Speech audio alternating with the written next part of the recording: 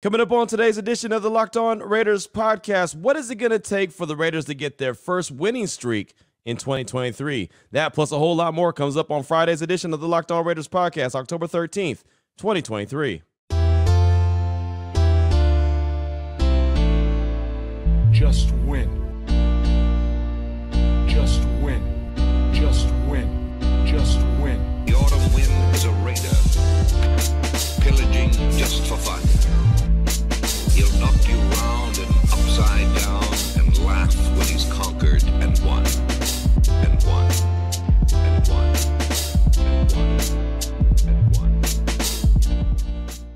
And welcome in, Raider Nation, to another edition of the Locked On Raiders podcast. Thank you so much for making the show your first listen of the day. Make sure you subscribe or follow for free on YouTube or wherever you get your podcast to get the latest edition of the show as soon as it becomes available. Of course, as always, if you're checking us out on YouTube, thank you. Appreciate the support of the show. Appreciate my man, Ari. Ari has us up on YouTube each and every day. Does a fantastic job. You want to hit him up on Twitter, you can, at Ari Produces. You can hit me up on Twitter as well, at your boy Q254, and the Locked On Raider podcast voicemail line, 707-654-4693. We'll get plenty of calls and texts. Coming up in segment number 3, we didn't get to any of them on Thursday because we had the crossover edition with Mike Debate, host of Locked On Patriots, so hopefully you enjoyed that. But we'll get back to calls and texts. Segment number 3 of today's show. Got a lot of them. We're going to try to get to as many as possible. That'll be in segment number 3. Segment number 2, like we do all the time before a game day, so on Fridays or on Mondays or on Wednesdays ahead of Thursday, whatever the case may be, whenever the Raiders play the show before that game, we always give you keys to victory. What is it going to take for the Silver and Black to come away with the victory?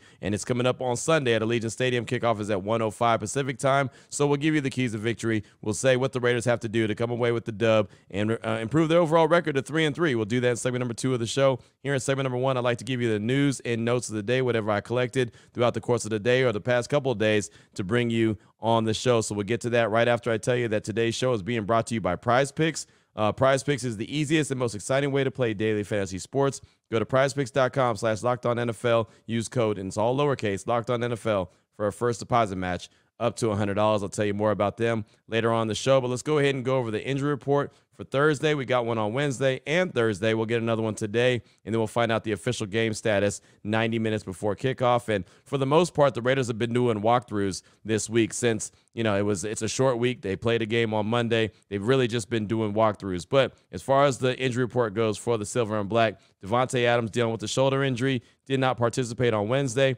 was limited on Thursday. So, again, I mentioned it on Thursday's show. I have no doubt Davante Adams is going to play on Sunday. It's probably going to be a shoulder injury he's going to deal with throughout the course of the season until he actually has some real deal time to rest and recoup. But until then, he's going to battle through it because that's who Davante Adams is. Cornerback Jacorian Bennett, he's also dealing with a shoulder injury, was limited on Wednesday, limited on Thursday. I'll just give you a little bit of a hint. You'll hear from Jacorian Bennett here in segment number 1. I had an opportunity to get into the Raiders locker room on Thursday, myself and Vinny Bonsignor, so you'll hear the conversation that we had with Jacorian Bennett. I'll tell you right now, he feels like he's going to give it a go on Sunday, so that's just a little bit of a preview of what's still to come later on in this segment.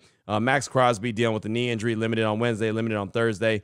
I don't have to say anything about Max. You know he's going to go on Sunday. Marcus Epps dealing with the knee injury, limited on Wednesday, full participant on Thursday, so he sounds like he's good to go. He was able to play on Monday against Green Bay, so obviously that's a good sign. This is not a good sign. Cornerback Nate Hobbs dealing with the ankle injury, hasn't played the last 2 games, did not participate on Wednesday, did not participate on Thursday. I highly doubt that he plays on Sunday. It's just what it is, right? Which obviously means that a guy like Amik Robertson or Tyler Hall or Jacorian Bennett, right? Guys like that are going to be leaned upon to fill a void of Nate Hobbs, who's now missed 2 games in a row, and hopefully he'll be back sooner rather than later. Defensive end Malcolm Kuntz dealing with a knee injury, full participant on Wednesday, full participant on Thursday, and he's been playing better. I got to give him a lot of credit that, he's all of a sudden stepped into a role that he probably didn't expect that he was going to have, and he's been making the most of his advantage or his time out there on the grass. He hasn't got to the quarterback, but he's been able to get pressures. He hasn't got sacks, but he's been able to get pressure, so that's positive moving forward. Cornerback David Long Jr. is dealing with the ankle injury. Limited on Wednesday, full participant on Thursday. Wide receiver Jacoby Myers with a wrist injury, limited on Wednesday, full participant on Thursday. Cornerback Amik Robertson, knee injury, full on Wednesday, full on Thursday. And wide receiver Trey Tucker, knee injury, limited on Wednesday, limited on Thursday. And a little side note about Trey Tucker.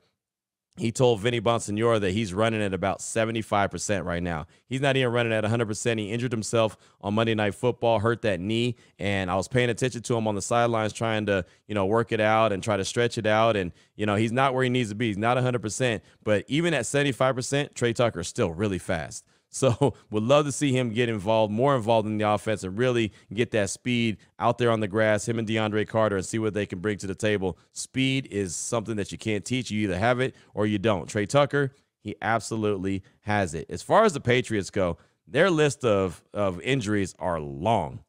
Very, very long. I mean, Matthew Judon, Christian Barmore, Trent Brown, Cody Davis, Demario Douglas, Trey Flowers, Davion Godchaux, Jonathan Jones, Mike Onwenu, I think, Riley Reif, Juju Smith-Schuster, Cole Strange, Tyquan Thornton, Josh Uche, Sean Wade, Kyle Duggar. All those guys are on the injury report as of right now. Matthew Judon did not participate. He's going to be a guy that's not going to play. Juju Smith-Schuster is also a guy that did not participate. He's not going to play. And Demario Douglas is dealing with a concussion as well, did not participate, most likely is not going to play. So Juju is most likely out. Demario Douglas is most likely out, and I believe Matthew Judon is definitely out. So everyone else was limited from that big laundry list of guys that I just mentioned. Now, I also mentioned hearing from Jacorian Bennett. Myself and Vinny Bonsignore had a chance to catch up with Jacorian Bennett in the Raiders locker room following their practice on Thursday. Just a couple minutes with Jacorian, and again, you can take it for what it's worth, but it sounds like he's going to give it a go, or at least he believes he's going to give it a go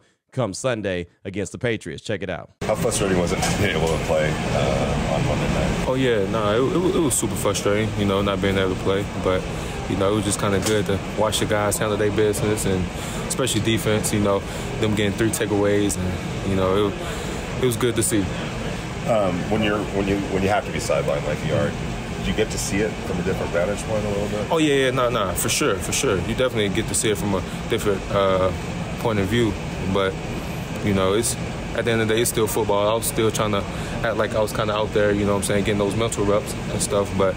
Yeah, man, seeing it from that perspective, it was cool, but at the same time, kind of, but it was good to see them boys go out there and get the win, though, for sure. How do you feel now, and you feel like you're on target to play on Sunday? Oh, yeah, for sure. I'm definitely getting better each and every day, but yeah, playing on Sunday, that's definitely the plan, though. How's it felt for you so far, just trying to get acclimated to the NFL? It's been good, of course it has its ups and downs and stuff, right. But I'm just, just embracing the moment. Learning from the vets and just trying to be the best version of myself.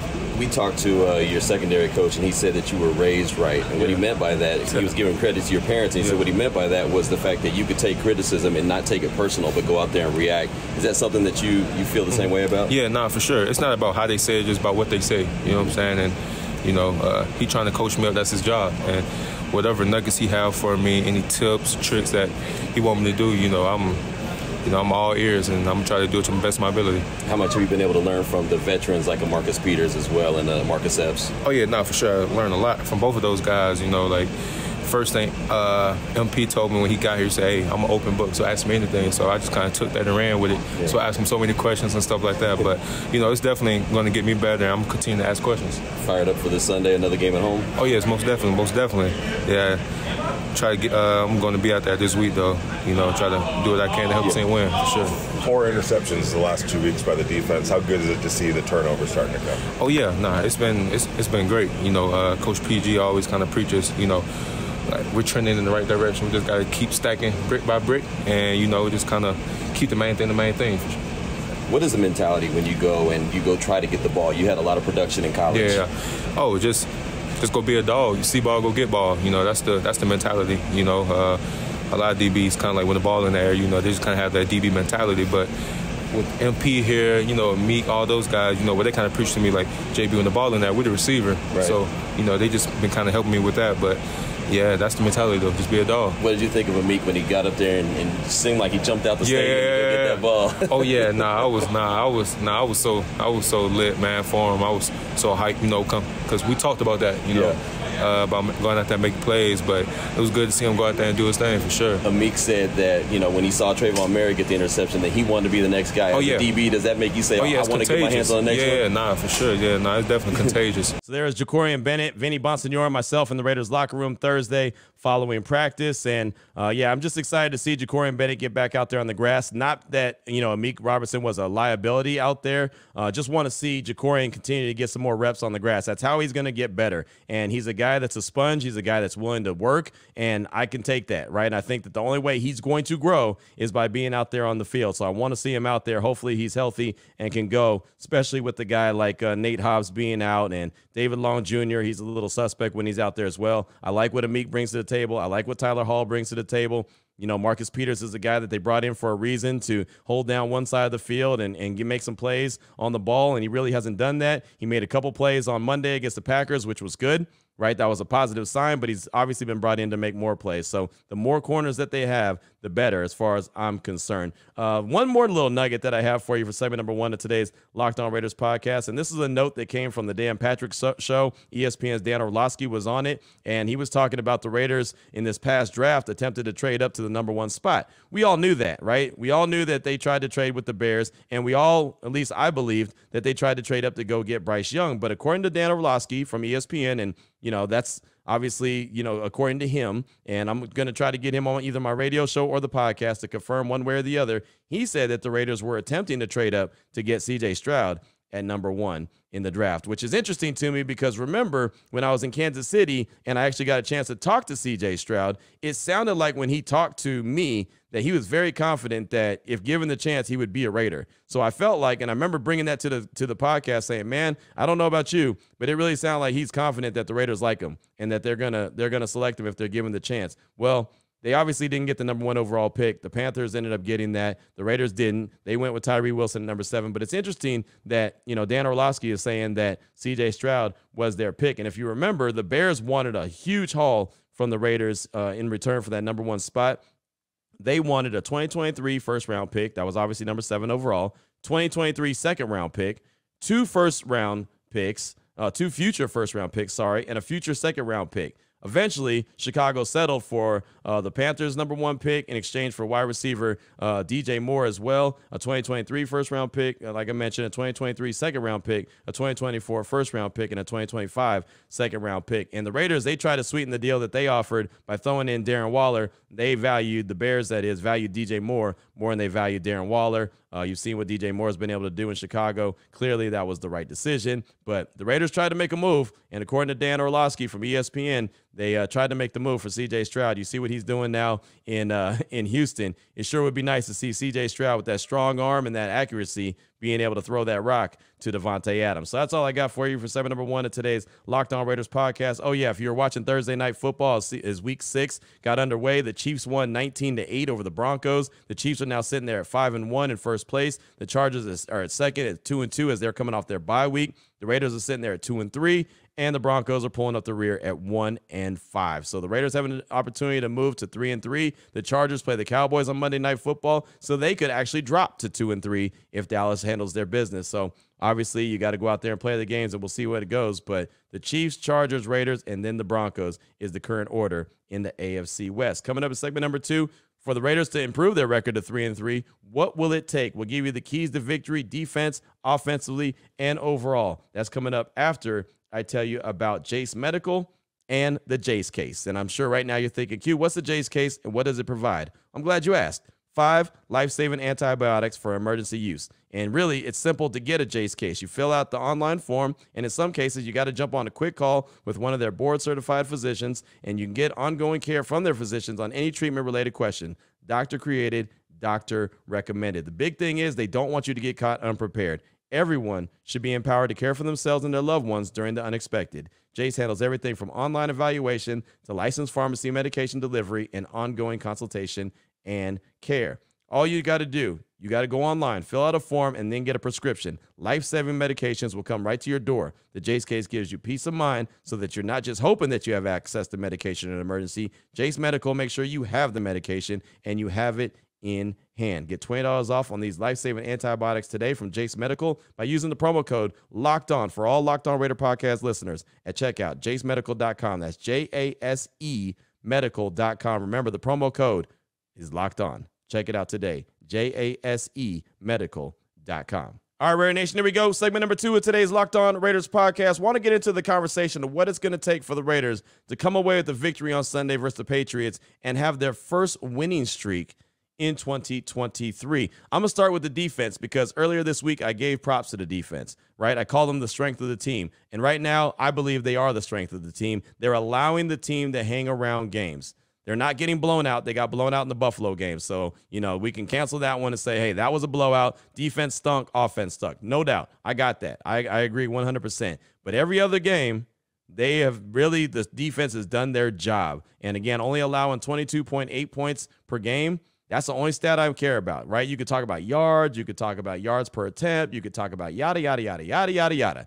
At the end of the day, what matters? Points. How many you give up and how many you score. Only giving up 22.8 points per game is really good. It's really good. It's middle of the pack, which is all we've ever asked this Raiders defense to be, is middle of the pack. And they have room to grow. They are not a well-oiled machine. They're not where they need to be. They still have a lot of room to grow. But to be where they're at right now, it's a positive step. Now, the better step would be if the offense would hurry up and catch up. But let's start off with the defense, what they need to do to help the Raiders secure a victory on Sunday. First and foremost, you got to get pressure on Mac Jones, right? He's playing skittish right now. He's been benched the last 2 games.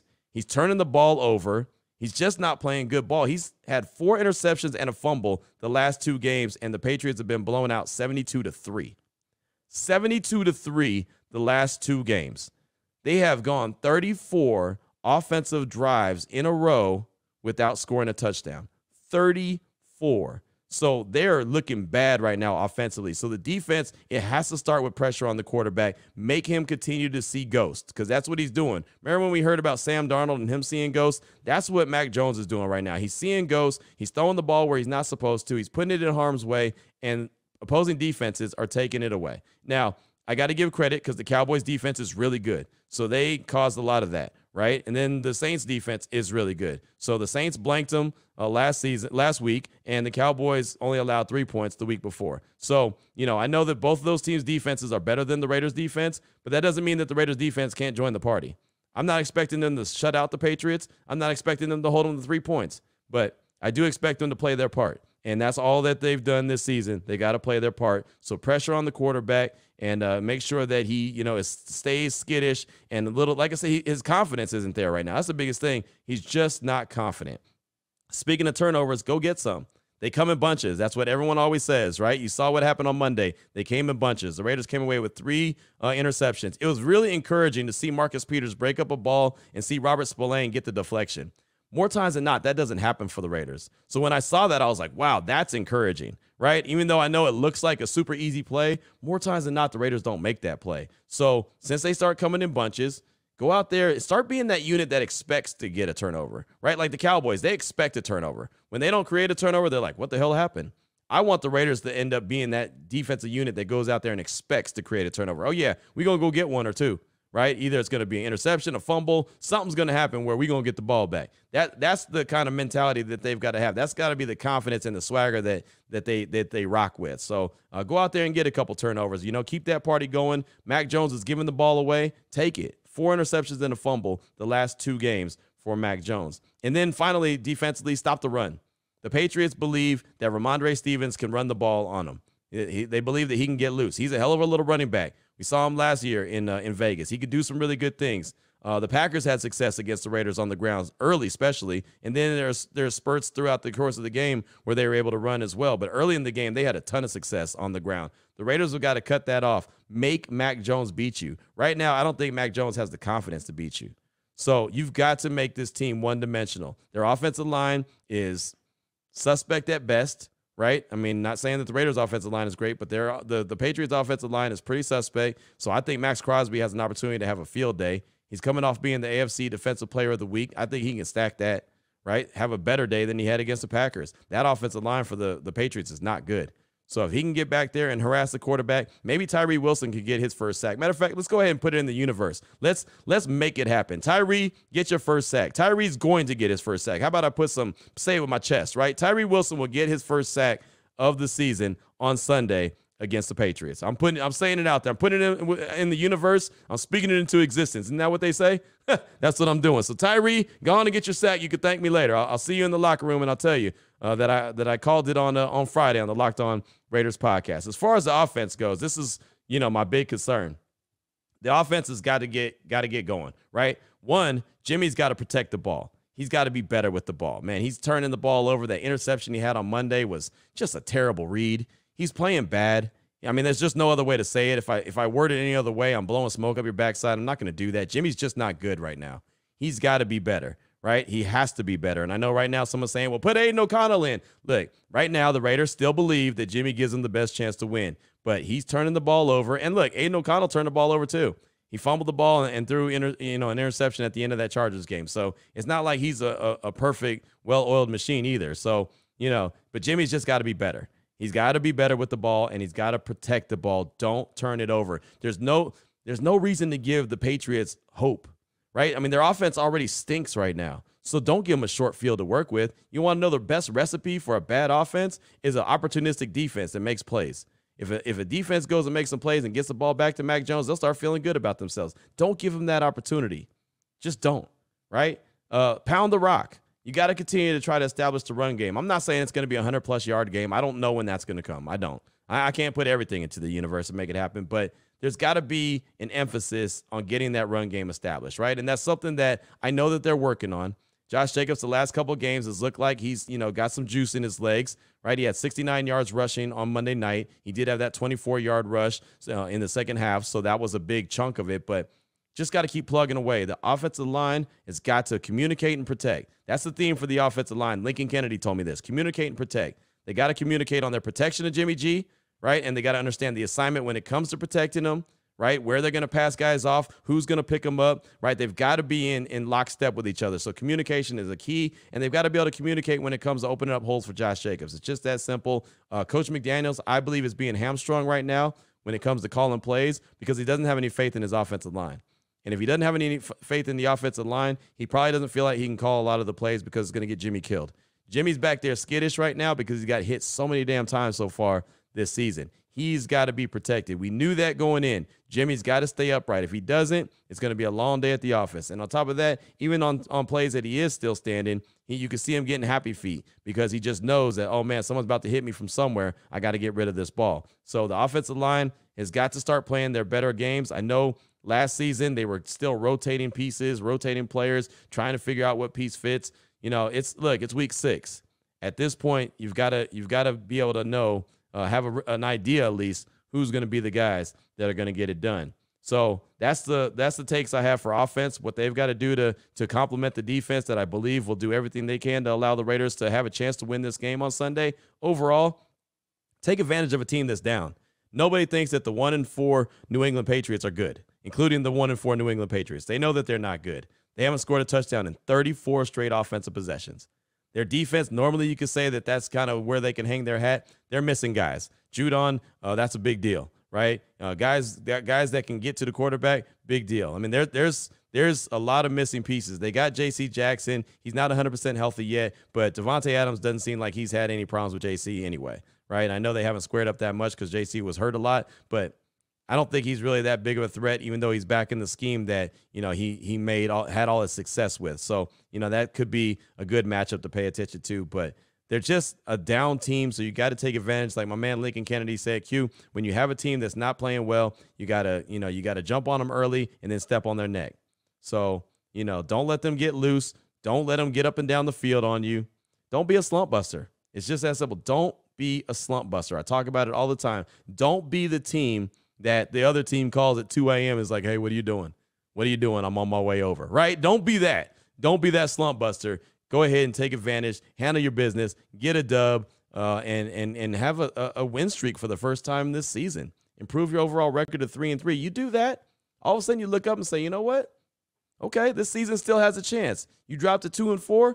Yeah, you're still in it, but man, 2-4 looks real ugly as opposed to 3-3. 3-3 looks a whole lot better. And I know it's not that much better, but I gave you the overall records in the AFC or AFC West. You're not that far behind if you win this game on Sunday, especially because I think the Chargers are going to lose on Monday against the Cowboys. Again, the Raiders only have to worry about them, but I think there's a great chance that the Chargers lose on Monday. And if that happens, then the Raiders are right there. So I like their chances on Sunday. I picked them to win the game. I even gave a score on the crossover edition. If you didn't hear it, I said 21-14. I do think they'll give up some points to the Patriots. I just don't think they'll give up a lot of points. The Patriots are averaging 11 points a game. Now, the Raiders aren't doing much better. They're averaging 15.8. So I'm going to say that they're going to go over 20 points for the first time this season. And that's the two shots that I'm calling. Tyree Wilson is going to get his first sack of the season, and the Raiders go over their first 20-point mark of 2023. So that's what I got for you for segment number 2 of today's Locked On Raiders podcast. Coming up in segment number 3, your calls and texts straight off that Locked On Raider podcast voicemail line, 707-654-4693. We'll get right to that after I tell you about the title sponsor, which is PrizePicks. And right now you might wonder, what is PrizePicks, Q? Well, good. I'm glad you asked. It's the largest independently owned daily fantasy sports platform in North America. Easiest and most exciting way to play daily fantasy sports. It's just you against the numbers. You're not going up against players, no pros, no sharks. You pick more than or less than on 2 to 6 player stat projections and watch the winnings roll in. Just that simple. People that play tell me that they put their picks in and submit them in less than 60 seconds. That's less than this commercial. Right? This commercial is supposed to be 60 seconds long. If you can put your entries in and win some money in less than 60 seconds and less than the time that it gives me to give this commercial, you're good. You're gravy. And folks are winning a lot of money. People say they've turned $10 into $250 with just a few taps. It doesn't get too much easier than that. I live in Vegas. I go to the casinos. It's easy to win money, but it's easy to lose money there too. This is easy for you to win money on PrizePicks. All you got to do is go to right now, prizepicks.com/LockedOnNFL. Use code LockedOnNFL for a first deposit match up to $100. Again, prizepicks.com/LockedOnNFL. Use the promo code LockedOnNFL for a first deposit match up to $100. PrizePicks, daily fantasy sports made easy. Here we go, Raider Nation. Segment number 3 of today's Locked On Raiders podcast. Your calls and texts straight off that Locked On Raider podcast voicemail line, 707-654-4693. Let's start off with a call from Raider Rich in the 831. He's calling to talk about Robert Spillane, and he also brings up Coach Antonio Pierce, the linebacker coach, and is still pretty concerned about this Raiders offense. So here he is, Raider Rich from the 831. Hey, Q, Raider Rich, man, from 831. Hey, just a couple quick comments. I know you're talking about Spillane on Monday's podcast, or Tuesday's podcast, man. I'm off today, too, because of Monday Night Football. But you know what? I think he's having a great year so far. I kind of see the dog in him. But I also want to give some credit to the linebacker coach, Antonio Pierce. I think he's a very underrated coach. I've been following him since his Long Beach days, Long Beach Poly days when he was head coach. Obviously, I followed him in the NFL and stuff like that. But I started tracking him as a head coach in high school and how he's kind of worked his way up. And he's a pretty impressive coach. He's not far off from being a defensive coordinator, in my opinion, and a future head coach one day in the NFL. I think he's that good, and he's proven it with Spillane. Just bringing him over, not a sexy signing, but he's playing sexy right now, and that's all that we can ask for. Second thing, and I really want your comment on, is I'm just really, really concerned about the offense. And I know we had talked about, or you had talked about in the past with Patrick Graham being the scapegoat. I think Patrick Graham's doing a commendable job considering, right? But I mean, if I'm not mistaken, no more than 17 points all season is the total the offense has put up. I mean, who's the scapegoat there? I mean, or what's going on? You know, like, I'm not understanding. I feel there's so much talent on the offensive side of the ball, and like 17 points just doesn't make sense to me. I don't get it. Like, who's the scapegoat now? Is it, because I don't know. Last year, I felt like it was Carr, not me personally, but I felt like the organization pushed Carr out, and that's water under the bridge for me. But I don't know this year. I'm kind of at a loss for words, man. Just trying to get a professional opinion. Q. Any questions? I'm glad you always answer them, man. That's why you're here. Appreciate you. Thank you for the call, my man. I appreciate you. And yeah, Spillane, he's proven to be worth the signing, right? I didn't know what to expect when the Raiders signed him. I knew that he was really good in run support, but I knew he was a liability as far as in coverage. And right now he leads the team in interceptions, right? I mean, I know he got 2 on Monday, but still, I mean, it is what it is, right? He's got 2 interceptions. Trayvon Merrick has 1, and Amik Robertson has 1. So he's been worth the price of admission. He's also become a pretty big leader in that Raiders defensive side of the ball in that locker room. So every time I get a chance to talk to him, all I can hear is a guy that loves ball. Loves ball, loves ball. Antonio Pierce, same way. He's a dude. He was a dude when he played. He was a dude when he was a coach at Arizona State. He's a guy that I really enjoyed talking to him earlier in the offseason when they had a chance to catch up with all the assistant coaches as well. Antonio Pierce is one of those guys that the linebackers want to play for. I don't think there's any surprise that Spillane and Divine Diablo are playing some really good ball right now because, well, again, Antonio Pierce is that guy. As far as the offense goes and the scapegoat going, I mean, it's Coach McDaniels. He's the offensive guy, right? That's his side of the ball. So I don't know who the scapegoat would be. It's not going to be him. So, do you blame the offensive line coach and get rid of him if there has to be someone that goes? I don't know. I thought Patrick Graham was going to be the sacrificial lamb, but right now he's got the Raiders defense playing pretty good. Is it great? No. Right? They got a lot of room to grow. Don't get me wrong, but they're giving their defense and giving the team a chance. So it won't be Patrick Graham. He's not the sacrificial lamb. If you're looking at the offense, it's only averaging 15.8 points per game. I mean, I don't know. Look up and down the offense. Somebody, will probably have to be the one if there's going to be any moves being made. And that's not guaranteed that they do that. But thanks so much for that call. I do appreciate you. Up next, got a text from Tim in Oregon. He says, "Hey, Q, it's Tim from Oregon. I want to show some love to Jacoby Myers. When the Raiders signed him, I thought this would be a great pickup, and he hasn't disappointed. Great route running and great reliable hands. This, I would think, poses a problem for defensive coordinators who are willing to have beat them. Who are they willing to have beat them, Devontae or Jacoby? Teams can't shut down both receivers, I don't think. Jacoby is a great addition to this offense. Thanks for the time, Q. One Nation under Al." That's Tim in Oregon. And, yeah, there's no doubt. And that's what I was saying when the season started. Watch out for 16. He's going to be a guy that is going to be worth his weight in gold. And the thing about it is, how it's a really good signing is people in New England right now are like, why the hell did they not sign him back? Why the hell did they pick Juju Smith-Schuster over Jacoby Myers? They're paying him basically the same amount of money, and they're getting nothing out of Juju, and the Raiders are getting a ton out of Jacoby, and he's missed the game because of a concussion. Right? It's wild. Like anyone I talk to that's a beat writer or covers the Patriots, they all say, yeah, Jacoby Myers getting out of town was a bad decision. And for some reason, they like Juju more than they like Jacoby, but he was the best wide receiver on the market in free agency. The Raiders got him, and that was a number one wide receiver in New England. He's now a number two, but a real number two. So yeah, Jacoby Myers has been really good, and it's going to show on Sunday, right? Okay, Bill Belichick's probably going to try to take Devontae Adams out. Okay, so you got Jacoby Myers there. So he'll probably shine. So, yeah, you're right. They can't cover everybody. And having a true number two wide receiver as opposed to Mac Hollins, no disrespect to Mac, is a really, really good thing. Thanks, Tim, for your text. I definitely appreciate you. Got a call from JD from Oakdale. He's calling to talk about the offensive line as it pertains to the run game. Here he is, JD from Oakdale. Hey, Q, this is JD from Oakdale. Thinking about the O-line situation and how it seems like the O-line is really regressed in the run game, especially this year. And I have no way of football mind. I'm just curious to wonder, could it have anything to do, this may be stupid, but would it have anything to do with Carr? You would always go to the line of scrimmage and read the defense and change the play at the line, which Josh McDaniels we hear he doesn't like that. Would that have anything to do with it? Because it seemed like when he would change out a play, Jacobs would bust off a pretty good run, or the success rate seems greater than not. And I just wonder if that has anything to do with it, because they seem to just really run the plays that are called.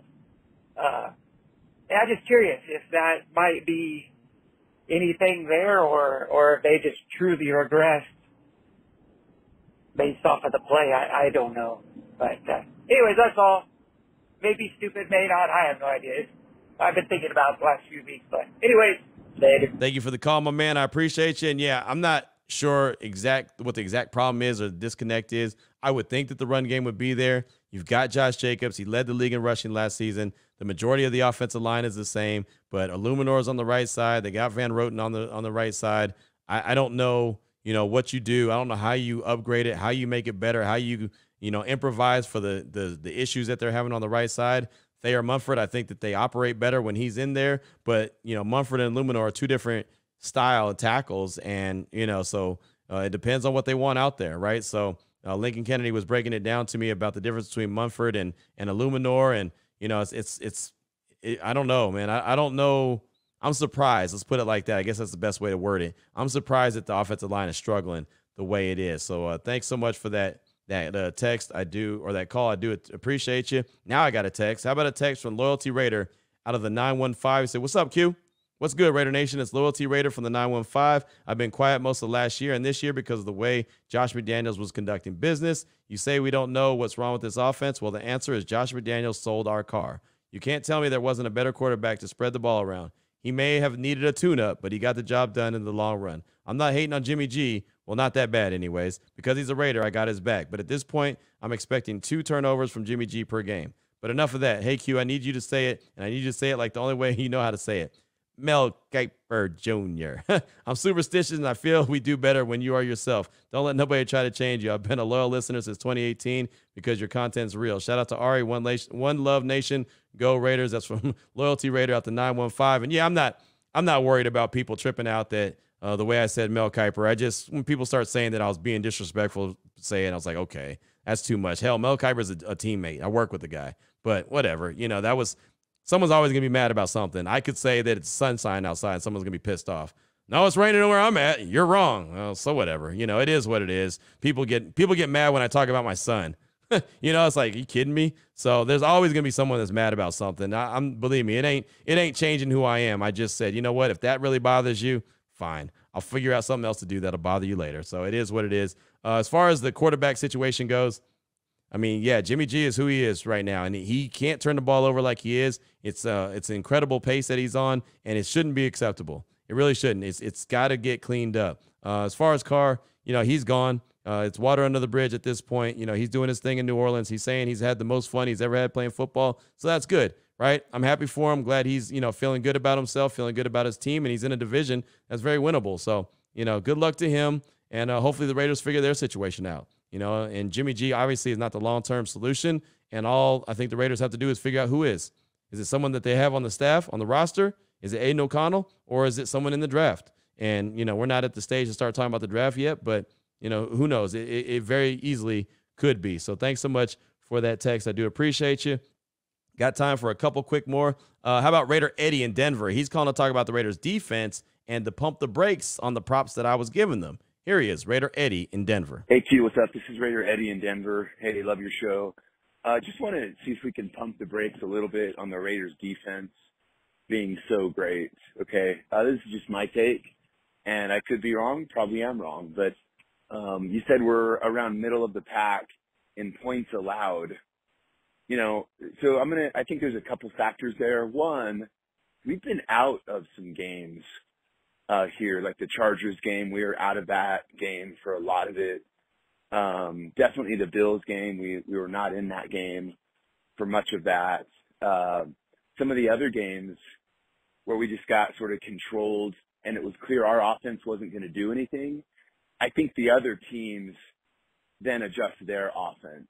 They play a lot more conservatively, I think, when they know they don't need to put up points against the Raiders and they can win, I honestly think that's a lot of it. I think that's why the Chargers took their foot off the gas pedal in the second half and didn't score on us.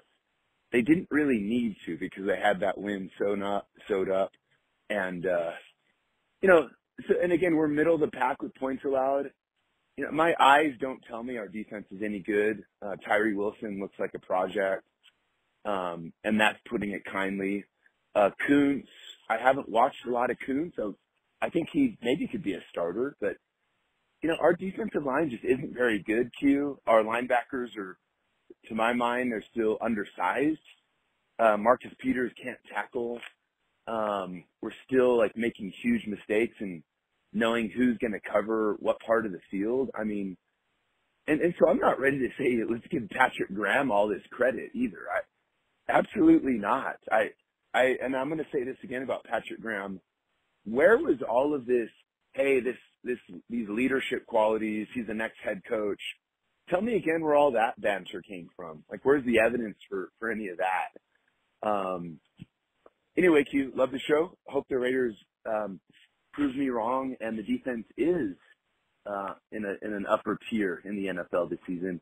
And thanks again. Love the show. Talk to you soon. Thank you for the call, my man. I appreciate you. And You always want to rain on the parade, huh? No, I'm kidding. But no, it does. It always sounds like you're ready to poo-poo on everything. But I understand what you're saying. First thing first, I never said they were great.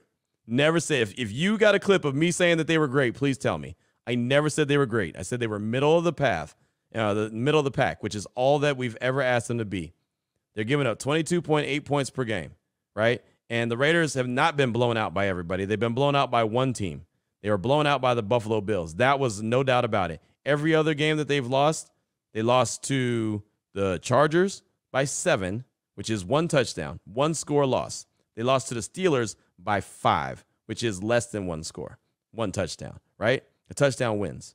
So I don't care if you think that the Chargers took their foot off the gas. That's on them. That's on, something we've talked about with the Raiders and their offense. Well, they get conservative, take their foot off the gas, and they lose games. Okay, so if that's the problem that the Raiders have, then that's the problem that the Chargers had.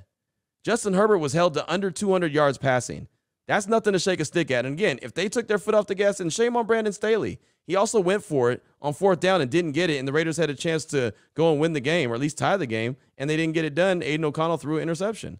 So, again, the Raiders lost by 7 with a rookie quarterback making his debut. You think the defense didn't have anything to do with that? Come on. They didn't let the Chargers score in the second half, right? They held the Packers to, 13 points? Come on, what are we talking about? You got to give them some credit, man. Again, I'm not saying they're great, and you don't have to agree with me if you don't want to. That's fine. But, let's call it what it is. The offense hasn't been great, but their defense hasn't been too bad. If you told me the Raiders were going to give up 22 points per game this season, I would tell you that the Raiders are going to win a lot of games because I thought the strength of the team was going to be the offense. So, again, it's a small sample size. It's only 5 games. We'll see what they do this week. But, you got to give them a little bit of credit. You got to give Patrick Graham a little bit of credit for at least getting these guys and putting them in position to succeed, right? They would have more turnovers. They would have, 7 turnovers already on the season if they didn't get in their own way. Week 1 against Denver, penalty causes the fumble that they had to go back to Denver. Week 2, the hands to the face from Nate Hobbs causes the interception that Roderick Teamer had to go back to Buffalo. Week 3, Marcus Peters put the ball on the ground when he had a pick 6. Week 4, Marcus Peters had a ball in his hands in the end zone, put it on the ground. You know what I mean? Like, they're in position to make plays. They just weren't making plays, and finally they've gotten their hands on a couple. I'd like to see it going, but the defense isn't the problem, my man. What you're mad at is the offense, and that's on Josh McDaniels. That's his baby. That's his side of the ball. The defense is doing their job. The offense, not so much. So that's the real issue. And as far as Patrick Graham being a head coach, that doesn't even matter. Before he joined the Raiders, though, if you have to know, yes, he was interviewing for head coaching jobs, including the one in New York with the Giants. Now, he didn't get it. That went to Brian Daboll, but he was interviewing for head coaching jobs. Right now, with the job he's done with the Raiders as far as the defense goes, he's not going to get any head coaching job interviews. He hasn't earned that. But for what the Raiders need him to do is not try to be a head coach, is try to be the best defensive coordinator he can be. And he's doing that right now. He's doing a good job, and the Raiders defense has a long way to go to still be who they need to be. They've got a lot of work to do, but at least they're keeping the team hanging around as far as I'm concerned. This show's gone really, really long on this Friday, but hell, it's already long, so let's get one more quick text in. This is from Mikey the Barber in the 916 at Sacramento, California. Great CEOs know how to delegate tasks and jobs to create a great company that runs like a well-oiled machine. McDaniels needs to delegate offensive play calling to the OC and worry about clock management and situational decisions. He's got to stop coaching like a coward. Let's hope he can get his head out of his backside and not waste these prime years from Max and Devontae. That's Mikey the Barber in the 916. And you're not wrong about, delegating and CEOs and, a lot of head coaches that call plays aren't as successful as, they probably could be because, they're not looking all across the teams. But then you see other head coaches that get it done, like Andy Reid, who's getting it done in Kansas City, right? Obviously, Sean Payton's calling the plays in Denver, but they're 1-5. There's guys that get it done, and they figure out how to do it. Sean McVay in L.A. with the Rams, he gets it done. Josh McDaniels just hasn't. But again, I think a lot of his offensive struggles is because the offensive line is not giving them any time. And as far as situational football, he does make some decisions that I've questioned multiple times and I've asked him about, and so that's something that's a field game, right? That's one of those things where when you're the head coach and all calls are on you, you got to feel what feels right to you. And so just because it don't feel right to me don't mean that it's wrong. I just It's just me. But thanks for that text. I do appreciate you. And that's all the time I got for it. Matter of fact, way over time on today's show. Sorry, Ari. Sorry to the powers that be. I apologize, but we're heading into the weekend anyway, so let's just get it, right? So we'll talk on Monday again. The Raiders kick off with the Patriots at Allegiant Stadium, 105 on Sunday. Looking forward to it. That's 105 Pacific time. Look forward to it. You get Raiders locker room following the game, win or lose. It doesn't matter. You'll have some more on Monday's show. Hopefully we're handing out game balls, and we're talking about the Raiders on a 2-game winning streak and looking at 3-3 and wondering what's up next and how they can keep this party rolling. Hopefully that's the conversation we're having on Monday. But until then, Raider Nation, take care of yourself, take care of your family, love on your family. Most importantly, as always, just win, baby.